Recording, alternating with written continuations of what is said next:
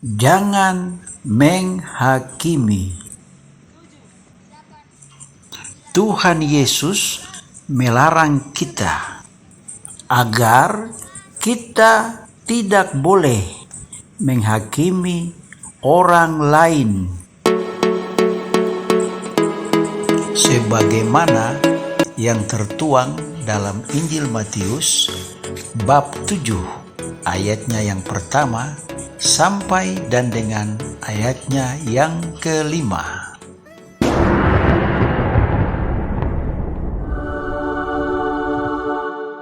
Jangan kamu menghakimi, supaya kamu tidak dihakimi. Karena, dengan penghakiman yang kamu pakai untuk menghakimi, kamu akan dihakimi, dan ukuran yang kamu pakai untuk mengukur, akan diukurkan kepadamu. Mengapakah engkau melihat selumbar di mata saudaramu, sedangkan balok di dalam matamu tidak engkau ketahui? Bagaimanakah engkau dapat berkata kepada saudaramu, biarlah aku mengeluarkan selumbar itu dari matamu, padahal ada balok di dalam matamu?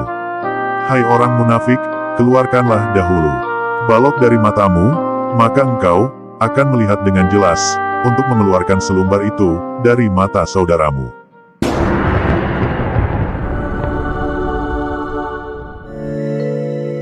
Ada beberapa alasan mengapa kita dilarang untuk menghakimi orang lain. Alasan-alasan tersebut adalah sebagai berikut. Pertama, penghakiman kita itu biasanya proyeksi atau cerminan dari persoalan yang sama yang ada di dalam diri kita. Kita seperti melihat selumbar yang kecil di mata saudara kita, tetapi tidak melihat balok di mata kita. Seharusnya justru kita lah yang harus dihakimi. Kedua, penghakiman kita itu seringkali sangat tidak tepat.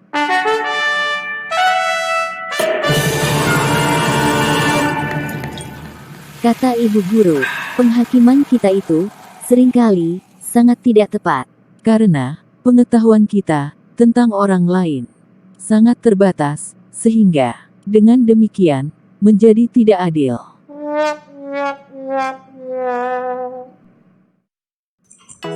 Tuhan Yesus melarang kita agar kita tidak boleh menghakimi orang lain. Penghakiman kita memasukkan orang yang kita hakimi ke dalam kotak yang kita buat sendiri. Jadi, sebetulnya, penghakiman kita membuat kita tidak bisa melihat sesama sebagai pribadi yang utuh, kaya, dan unik dengan segala pengalamannya. Penghakiman kita membuat sesama seolah mandek hanya sebatas kotak yang sudah kita terapkan untuk dirinya. Minumlah kopinya, Pak Aa.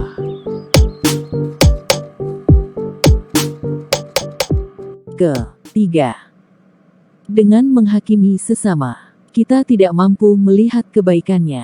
Karena tidak mampu lihat sisi baiknya, maka kita tidak mampu mengasihinya.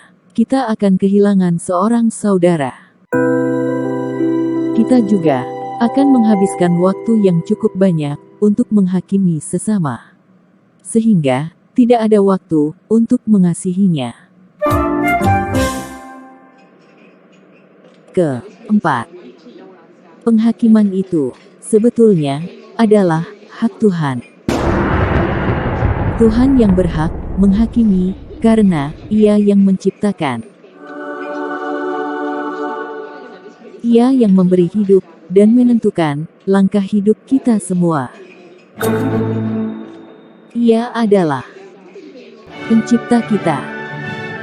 Dengan kebijaksanaannya yang agung, Ia mampu mengarahkan hidup setiap orang menuju kepada kebaikan yang berkenan di hatinya. Ia bisa saja mengubah orang yang jahat jadi baik, yang berdosa jadi suci. Sudah seharusnya Kita menyerahkan sesama kita pada bimbingan dan penghakiman Tuhan. Berarti, tugas kita ialah bertobat dan menuju kepada hidup yang lebih baik.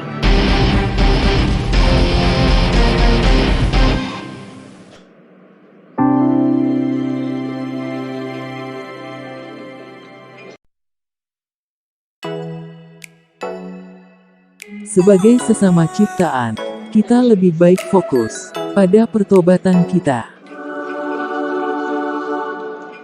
Kita sama-sama orang berdosa yang sedang berusaha bertobat menuju ke arah yang lebih baik. Fokus pada pertobatan justru menyadarkan kita bahwa kita belum sempurna, sebagaimana sesama kita juga belum sempurna. Kita ke Taman Kota. Lanjutkan, Maah. Kesadaran ini menolong kita untuk lebih sabar terhadap kekurangan dan keterbatasan sesama kita. Kalau sesama kita belum sempurna, membuat kesalahan di sana-sini, bagaimana, Maah? Kita bisa lebih sabar untuk tidak cepat-cepat menghakimi. Jalan ini akan menuntun kita kepada pemahaman dan kesadaran akan sesama kita secara lebih baik. Hal ini menolong kita untuk lebih mencintai sesama.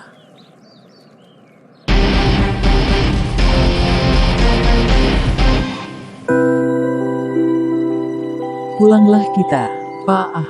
Udah hampir doa engelus. Baiklah, Maah.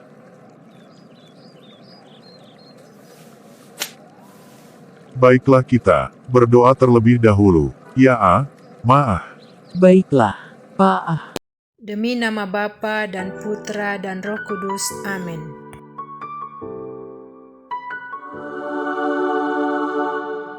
Tuhan Yesus, kami mohon, ampunilah kami, yang selama ini sering menghakimi sesama kami Secara tidak adil. Demi nama Bapa dan Putra dan Roh Kudus. Amin. Tuhan Yesus melarang kita agar kita tidak boleh menghakimi orang lain